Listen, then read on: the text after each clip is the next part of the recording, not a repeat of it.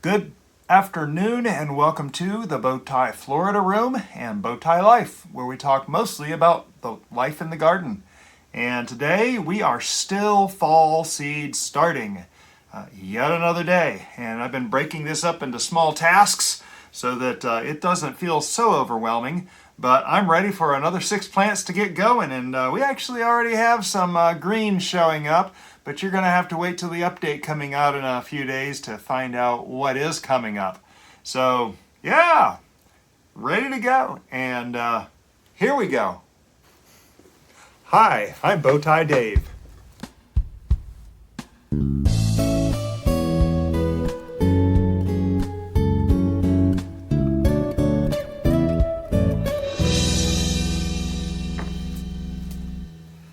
So first things first, like we've been doing on all these seed starting videos, let's talk about the seeds that we're going to be growing. First off, I'm growing some more yarrow. Yarrow is an umbellflower plant that is beautiful. This is a Colorado mix, which means it makes different colors. It attracts various kinds of like parasitic wasp and other beneficial insects for the garden. And I got a few in the garden, but I really want a lot more. And yarrow is a perennial, which means it grows year after year. And so it gets deep roots, it survives the winter, it comes back, so on and so on. So that's more the kind of thing I want to have around here. I grow a lot of zinnias for the same reasons, but they're not perennial, they're annual. But they seed themselves, they reseed themselves, with a little help from me, admittedly. But yeah, they're beautiful flowers. Another thing I'm doing, I haven't planted any cilantro yet. Now cilantro, you know, with like salsa, some people like cilantro. I'm not a big fan of cilantro. I'm one of those people that don't find it the best thing in my food. However, we do want the coriander. Now, the coriander is the seed that comes from the yarrow, and so we want to see this go to seed. Now, it is a cool weather, it is a cool weather plant, which means it's good to grow in the spring or fall here in the panhandle of Florida. We are in Destin, so hopefully we can get something growing out of it this year. The rest of these, now, some of you may remember we planted some very, very old lettuce and spinach seeds, and we're going to have some results coming out with that pretty soon. If you didn't see the video, go back and look at it. I thought it was kind of interesting. My mom gave me some very, very old seeds, and we're seeing what will grow. But we have been growing our lettuce indoors, and so I'm growing 4 more things for our indoor lettuce patch. Now, I'm calling it an indoor lettuce patch. When the weather changes, we'll set it outside, let it get a little fresh air every once in a while as the weather is changing. It is the end of September right now, September 27th, and our weather has just changed overnight at the middle of the month. We went from hot, humid days to not quite so hot, humid days. So that's the way it works here in Florida.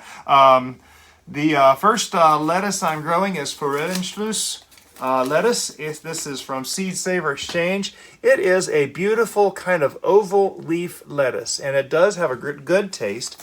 It is a romaine style lettuce, though it's not the real long romaine leaves you're used to seeing at the grocery store. It's a smaller leaf, but it does have a good flavor, and it's just a pretty lettuce. Another thing we're doing is Butter Crunch lettuce, and you've probably seen Butter Crunch in the store. It's not an uncommon lettuce.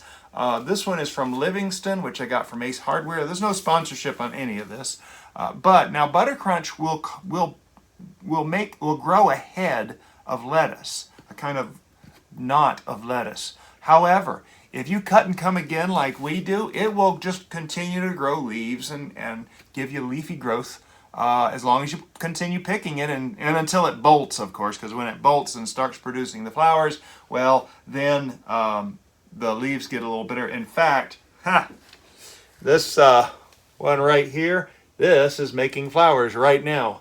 So that is an old mesclun that we planted. That was our last tray of indoor lettuce.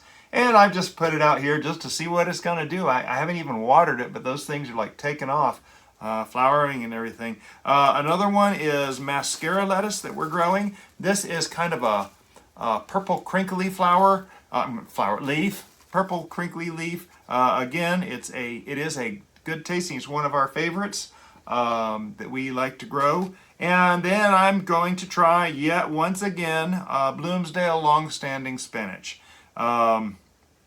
I've tried this before. I've just have not had a lot of success with it. And so, yeah, here we go again. So that's the seeds that we're growing. Some of the supplies that we have a tub over here with moist soil. It's not super moist. I can't squeeze any water out of it. It's got some dry peaks, but it's not. I keep a little bit of water in here. I don't want my seed starting soil to get too dry because it will get hydrophobic. And hydrophobic, when soil gets so dry, and you've seen it, something is so dry you pour water on it and it just runs off. It doesn't even soak in. Well, that's hydrophobic water. And so we don't want this seed starting mix to get hydrophobic while we're doing all these seed starting. So I make sure put a little splash of water in here every once in a while to make sure it stays hydrated. But I do additionally have in here, now this is the Stay Green potting soil I get from Lowe's. It is cheap, I know. I've played with a lot of cheap potting soils and garden soils, and Stay Green has been the most consistent. Some of the other cheap stuff, you get one bag, it's great. You get the next bag, it's got a lot of sand in it. You get the next bag, it's got a lot of clay in it. So it's kind of hard to tell what you're going to get. Well, Stay Green has been the most consistent for me over the years. This is my fourth year to be buying it. In seed starting, you do not need fertilizer, okay? You can put it, but you do not need it. The seeds themselves have enough energy to get those things out of the dirt and starting to grow. However, with my ADD brain, I forget things sometimes, and they get left, and they may need to survive an extra week until I remember, oh, I got seedlings and I need to get moving. So because of that, what I do is I add Dr. Earth's homegrown, organic, natural, handcrafted blend of tomato, vegetable, and herb fertilizer. This is an organic product. I get it from Lowe's. I think you can get it other places. It is organic. The nice thing about organic is that it's very difficult to burn your plants with this stuff. You get chemical fertilizers, and it is possible to overuse it and burn your plants. Organic fertilizers are more slow release, they're more easy, they're more stable, they encourage the life in the soil to grow, and so I tend to stick to this stuff for just and I put in a cupful. Where'd my cup go? It's not in there. Well, I put in one of these cups full in this whole tub when it was full. I took it out to the wheelbarrow, I mixed it up real good, and so really it's kind of a light mix of fertilizer, but again, my brain, I know how it works. Sometimes those shoots come up, the cotyledon leaves come up, and then it starts shooting roots, and now it needs nutrients, and if I'm not there at the right time, they at least have something they can start feeding on until I get them potted up into a larger container. So that's the soil. I do have these trays from Bootstrap Farmer. I've been saying that wrong. Bootstrap Farmer with these nice domes on top. Now the domes go on here while the seeds are trying to germinate. Once the seeds have germinated, it doesn't need the dome anymore. In fact, once the seeds are germinated, it needs fresh air, and it needs light, and it needs to start growing into what it's going to become. So we are going to keep that on here for the duration of the germination, but once we start seeing green, they come out from under the dome. What I've been doing is I'll have another tray in there that I'll stick them into, and they'll continue from there with good lights on them. The soil goes in here. I fill these. I gently push them down. In fact, you can see that one there sunk down a little bit.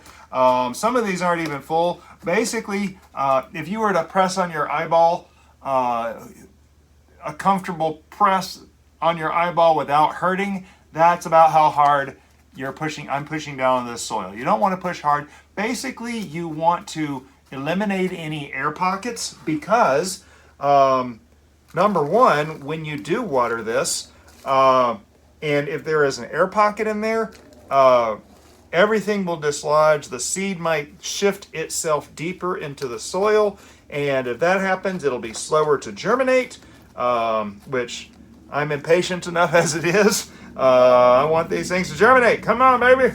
Give me some plants.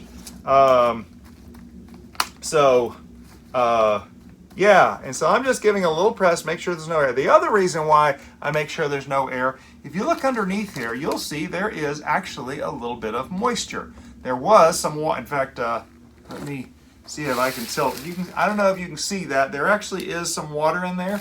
That is from bottom watering. Now, this is the same tray that we did our last episode of the fall seed starting. And there is seeds planted on this half over here. And if I touch the top, this soil is damp. And these seeds are having the perfect conditions to grow what they can. So there are different kinds of seeds. So we'll have to see what grows over here. It's just been a couple days since I planted those. So nothing's happened yet. But we're going to be working on this other section. I'm just kind of topping off a few more cells. There's a big old, now, you know, you get big pieces like that in this. You don't want that in your seed starting. I know I have sifted this stuff so it has finer things. This fall seed starting is kind of a rough fall seed starting. I have it's been a kind of a busy year, and so I haven't had a lot of time to do a lot of the things that I wanted to, and so I'm kind of having to rush through some things. Cool thing is, when you start seeds, you throw a few extra in just to make sure they're taking. And the more you throw in, the more will germinate. And like if I throw 4 seeds in a cell and 1 germinates, that's a pretty poor germination rate, but that's okay. Like Yarrow, I really only want 1 per cell anyway. So I will be throwing extra in there. This one was actually packaged for last year, which is actually pretty good. The Yarrow is a pretty flower. This particular is from Baker Creek. Again, there's no sponsorship or anything. This particular seed, oh, there's 2 packets in here. Both of them for 22. Yes, they're in here. Now, Yarrow is a tiny, tiny seed, okay? It is itsy bitsy. Probably one of the smallest seeds I'm planting today. And, in fact, it's not much bigger than a grain of, it's not, in fact, I think it might be smaller than a grain of sand. Yeah, this stuff looks almost like dust. Ooh, I'm gonna get my hand cleaner. I don't know if you can see that, but there's a little pile of a whole bunch of seeds right there. That looks like sand is actually the seeds. They're really, really small. And so, because they're so small, now one thing that we know about seeds, the smaller the seed, the less deep it needs to be planted, the closer to the surface. Now, Yarrow is a little different. They say Yarrow should be surface sown. That means Yarrow should be just sprinkled on top and patted in. Now, I've done that with some success, and I've had some failure. So I'm going to pat in one side, so 3 cells of this, and I'm going to put the lightest coating of soil, and see these 3 cells here, I'm just going to pat in. And like I said, I've had success both ways. All the plants all the plants I have out there right now actually were slightly buried. So I did see some green coming up from the ones that I put on the surface sown, but I don't have anything actually successfully grown from those. So I just barely put a peppering of soil over there. Those seeds are mostly covered. I could shuffle that top ever so slightly and they would be exposed. So they are as close to the surface as possible. I just put a pinch on each one of those cells. These 3 cells are literally just patted in and in the sand. So it'd be interesting to see which one of those comes out. So that is Yarrow. We have our tag in. Now again, tags Tags. Always do your tags. Sometimes you're going to be planting out different kinds of a particular plant, like tomato.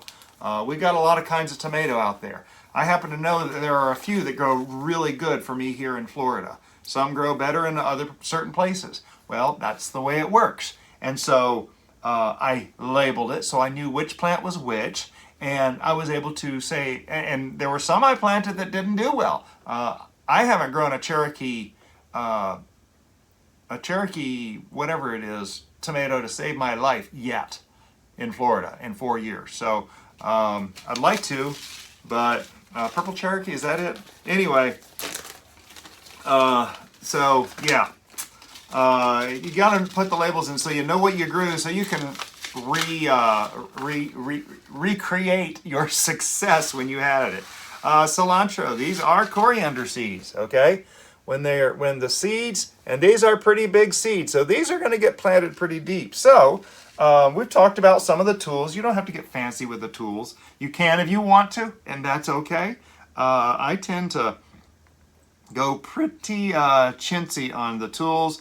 This is an old icing spatula that I bought when I was experimenting with baking a number of years ago. I have experimented with a lot of things over the years, but I'm going to put 2 or 3 in each one of these cells.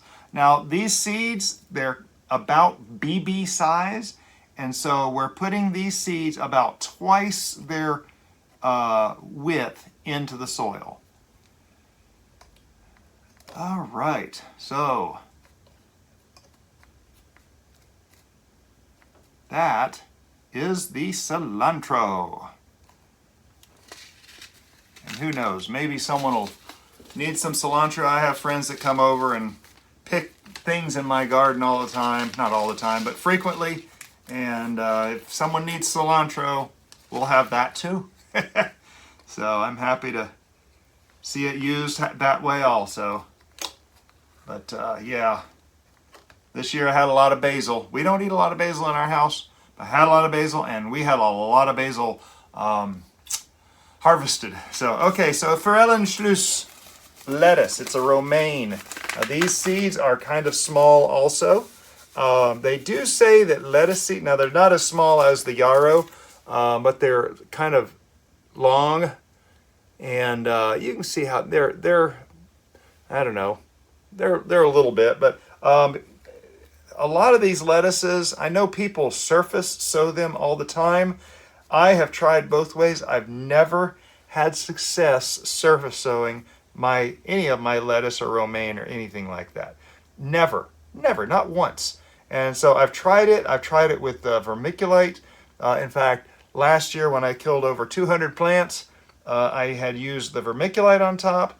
We tried perlite on top. I did not have success with either on top. Doesn't mean it doesn't work, okay? I'm still a new gardener, so I'm still learning. But I am going to put, again, a little bit of peppering over these seeds, just enough to get them well in contact. I mean, I can even see some of the seeds still poking up in places. But it's just enough so when the soil comes in contact with the water on the bottom watering, it'll soak up, it'll get all the way to the top, it'll surround those seeds and make them nice and moist and get them to germinate. Now that's another big thing when you're bottom watering like that, when you pour the water in the tray like that. Remember I was talking about those, getting rid of those air pockets in there? If you have air pockets, then the water isn't going to soak up the way it could. And so you got to be careful of that. Okay, Bloomsdale long-standing spinach. This is another one that I am just bound and determined to get. It is the size of large grains of sand, actually a little bit larger. It's pretty good sized seeds. I do bury these just a little bit. If it's in the garden, people will do a drill, a shallow drill, which is a kind of a trench, and then plant their seeds in there. Putting a couple in each one of these cells, but it is a larger seed, so it does need to get somewhat under the soil so it has a chance to get all that moisture soaked into it and into its crusty shell and grow and germinate. So, this is like attempt number 12 at Bloomsdale long-standing spinach. I am going to put a little extra soil on there because some of those are still showing on top. Not a whole lot. I don't think there's even an 1/8 inch on top of those seeds. Label. Always do your labels. So anyway, let's see, we're doing this mascara. Let me just show you the picture on here a little better. I keep them in these Ziploc bags, but you can see it actually is a beautiful kind of purplish flower. I said it again. Purplish leaf on here. And it is a very good one. Real wavy leaf kind of thing. They are very small seeds. I am sowing them kind of thick in here. You can see what they look like in the bag here. One of the smaller seeds. Again, lettuce. It is a lettuce, so it is. I know some people will surface sow it. Again, I have not had success with surface sowing lettuce. So, what I will do is I will pat it in the way it's supposed to. And then I will put just ever so slight peppering of soil on top of there. Ever so slight. Literally just barely enough. There's even some seeds still showing. So, very small seed. You don't bury it very deep. Last but not least, we have the Butter Crunch. Now, the Butter Crunch, if you plant it a different way, you can grow heads of this lettuce. We just like cut and come again, which means as it grows, you cut a few leaves, and then you let it grow a little more. And you always cut the bottom leaves on these. Unlike basil, you cut the top leaves. But on these, you cut the bottom leaves and add them, make a salad out of them, put them on your sandwich, whatever you do. I tend to like it on my sandwiches. Mrs. Bowtie will sometimes do that, but she will like it more on her as a salad. So we both eat lettuce one way or another in our house, which is why we are trying to keep lettuce growing year-round now. This will be the first time. If I can keep lettuce growing this winter, it will be a serious accomplishment for me. I will be excited. Oh, let's see. Again, patting them in. And a very light peppering of soil. Not even really deep enough to coat much. And there we go. We have seeds started. I will be bottom watering. There's not much in here right now. The water that's under there right now is from, I think, yesterday morning. So it gets soaked up into the soil, but now we've got more seeds. And so I will need to put another, I don't know, 1/2 inch of water in there. So it will go under the cover again. It only goes under the cover to keep the moisture in here so that the seeds have a perfect environment to germinate. Once the seeds have started germinating in a 6-pack, I will pull that 6-pack out and put it out in the open with a fan on it. So this is only temporary. You don't want to leave your plants growing underneath one of these all the time. That's it. If you please subscribe to Bowtie Life so you don't miss the next one. We have one more, but it's a different one. I filled 2 trays now with seeds, and we got one special one now coming up that I'm looking forward to. We didn't plant any. We only planted 1 round of it last year, and I've been missing it. So I've been kind of busy this year. We didn't get them this spring. But, so keep an eye out for that video. Please subscribe so you don't miss anything. And if you have already subscribed, thank you so much. You're my hero. You're helping to grow not only the Bowtie Life community, but also the gardening and homesteading community as a whole. And we are building a body of information that hopefully will be around a very long time, that people can continue to learn from for years to come. And so thank you for watching, and those of you who are still watching at this point, that helps to show the search engines, the algorithms, that this is a video worth watching. And